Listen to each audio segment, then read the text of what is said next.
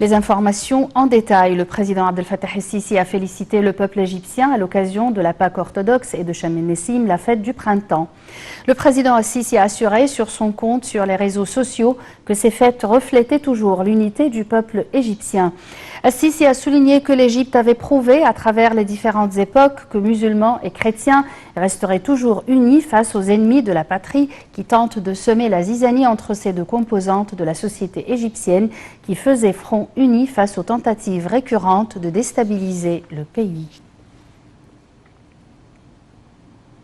L'épouse du président de la République, Mme Intisar el-Sisi, a elle aussi félicité le peuple égyptien à l'occasion de la fête de Sham el-Nessim, une fête qui confirme l'unité du peuple égyptien et son amour de la vie, malgré les défis et son amour des valeurs de la beauté qu'ils avaient acquis de son histoire et sa civilisation qui ont inspiré toute l'humanité.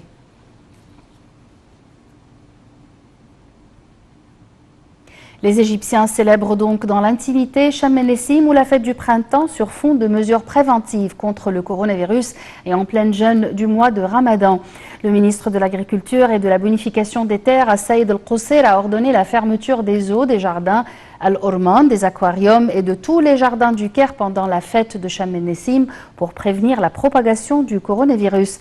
Les Égyptiens avaient donc l'habitude de passer la journée de Sham el-Nessim dans les jardins publics et les parcs pour célébrer l'arrivée du printemps comme leurs ancêtres.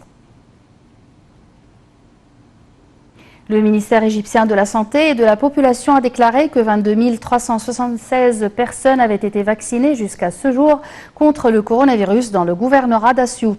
Le porte-parole du ministère de la Santé, Khaled Megahed, a expliqué que 50 équipes parmi celles responsables de contacts sociaux avaient présenté des instructions sanitaires à 15 000 citoyens à Assiout sur des mesures préventives et sur l'importance de prendre le vaccin.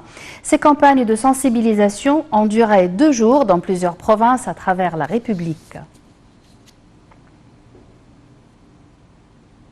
Usine à oxygène envoyée par Paris, respirateur par Londres, l'aide internationale continue d'affluer en Inde aux hôpitaux submergés.